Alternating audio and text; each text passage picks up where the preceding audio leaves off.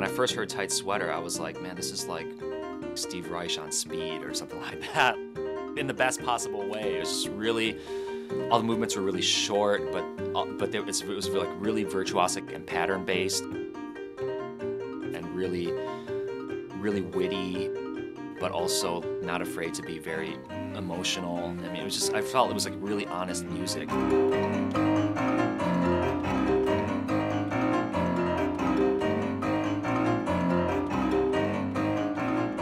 I heard the music of Steve Reich when I was 18, I think it was the first time. I couldn't believe my ears because it was so similar to the music I had been writing, and I never heard this stuff before. It gave me, I don't know if it's so much as influence, as sort of confirmation to, like, you know, do what I was doing and keep doing it. At some point, that music and the music that I was, my more academic type music that I was showing my professors, at some point they just kind of get closer and closer and closer and then merged.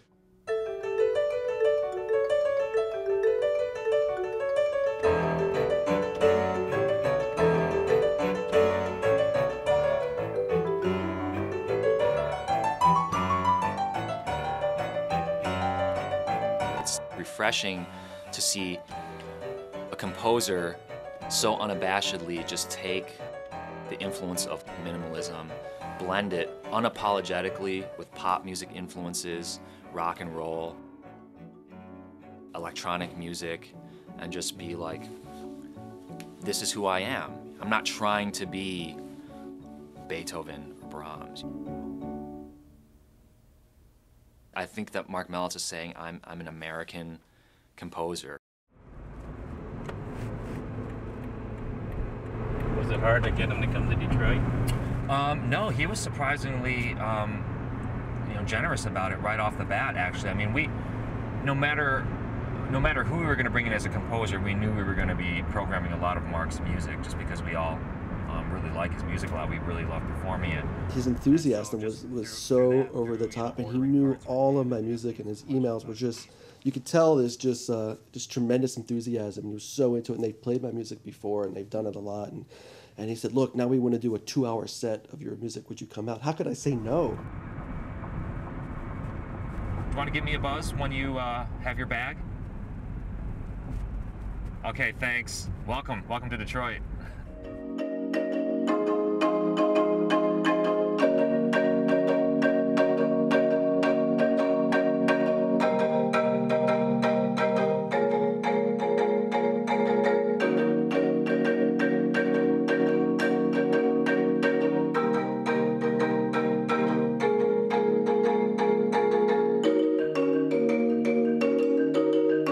Some really fast, marimba licks, and I'm, just trying to be as precise as possible and just trying to be really, really, really accurate. And in the rehearsals, I think he can sense that when you're just trying to play things really accurately.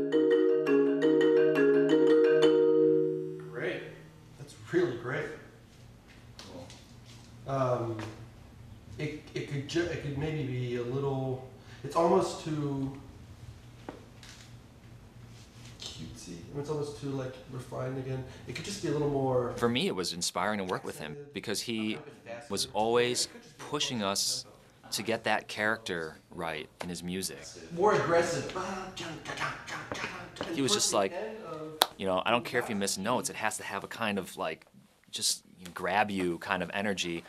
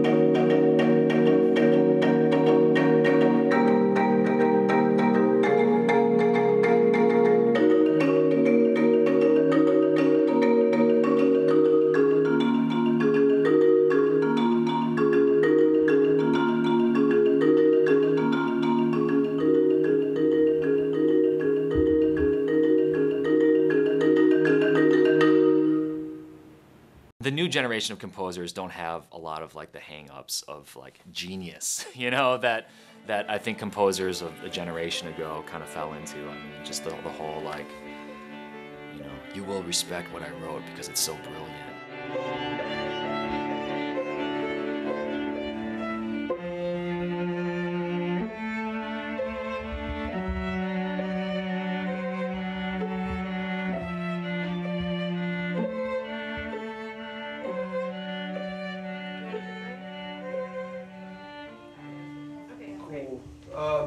Just to hear it, just to get it out of my system that this was not the thing to do, because this is what I wanted to do but didn't do it.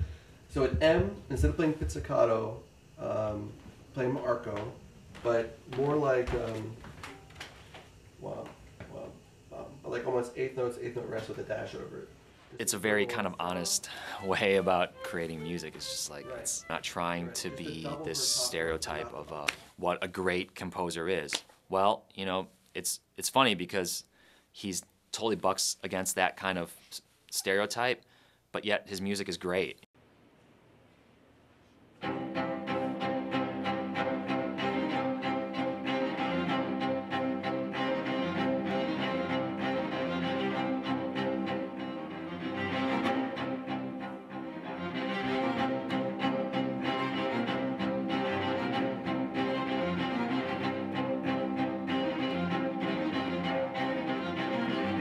With my music, it's more of an attitude, and getting classical musicians to play how I want them to play is not always easy for them, because it's not how they've been taught to play.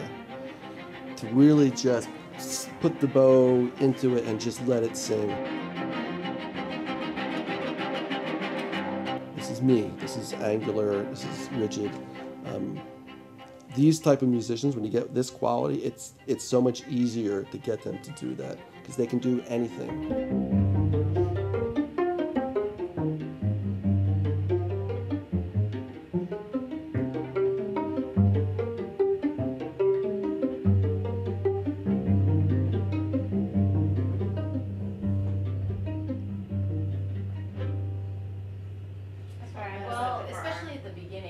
I kind of really like it like that. I was so a lot better. It did.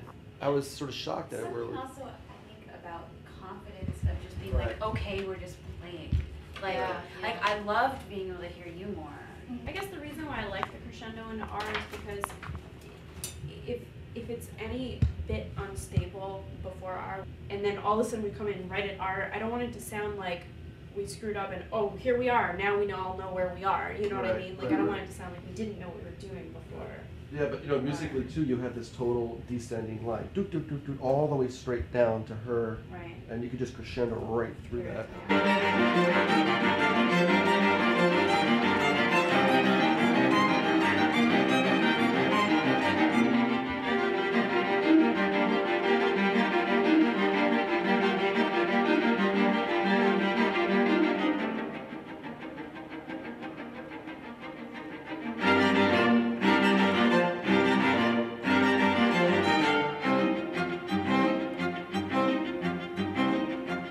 I don't really like to sort of classify myself as anything, but if I had to be classified somewhere, it's classical music with a beat.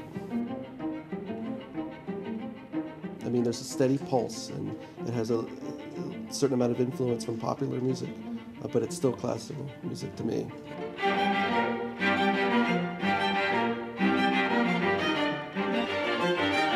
Ask any composer and they'll tell you that really great musicians can take a bad piece of music and make it sound good, or a good piece of music and make it sound great. So I shoot for mediocre. And then I get really great musicians to come and just bring it up. Great. You're totally going to hurt somebody playing like that. Ourselves. No, thank you. Thank you. It's a pleasure.